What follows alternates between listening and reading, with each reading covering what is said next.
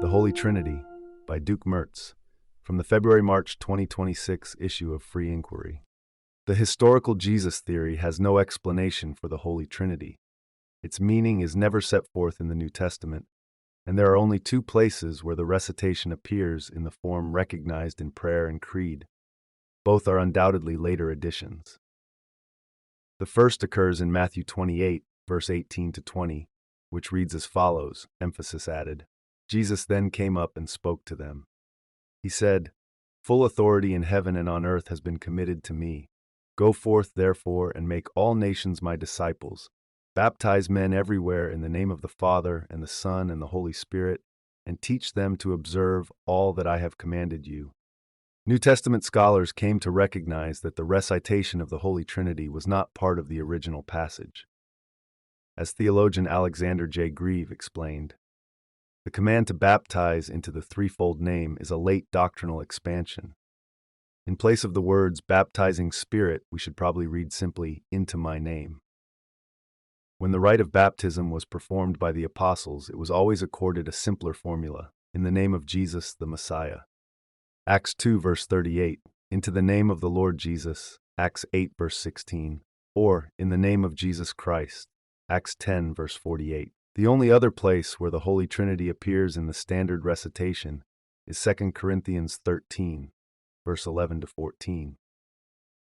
Its status is questionable because it occurs at the very end of the letter, where it could have been appended by a later editor.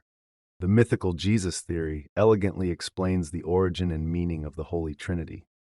Classical historians Timothy Freke and Peter Gandy explain that most mystery cults had levels of initiation that were based on the four elements of antiquity. Earth was excluded because it was considered the starting and ending points for life. To be inducted into the sects, initiates had to be cleansed through water rites. The next two levels were attained through ceremonies known as elemental baptisms. This hierarchy was laid out by John the Baptist in Matthew 3, verse 11 to 12. I baptize you with water for repentance, but the one who comes after me is mightier than I, and I am not fit to take off his shoes. He will baptize you with the Holy Spirit and fire. Each member of a mystery cult Father, Mother, Son triad corresponded with one of the three elements, and therefore to one of the three levels of initiation. Jesus, who was known by the sign of the fish, was identified with water. Joseph, as the representative of God, was the source of fire or divine light. Mary was associated with air or spirit, which was a Hebrew feminine noun. Emperor Constantine, who would not adopt Christianity until his deathbed, convened a council of church elders in the year 325 CE to put an end to the endless debates about the nature of deity. The Nicene Creed was the result. The Holy Trinity was sanctified as the only acceptable way to conceptualize God.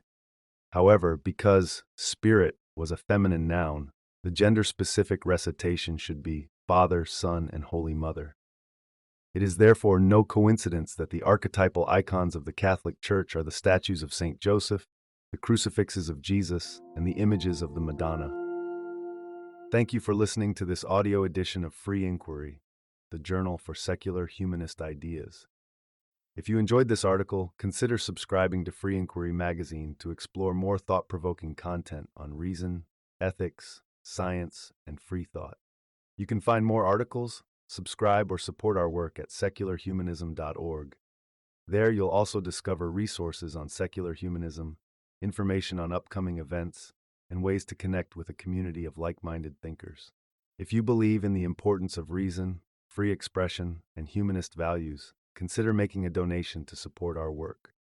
Every contribution helps us continue to publish, advocate, and provide resources for a more rational, secular world.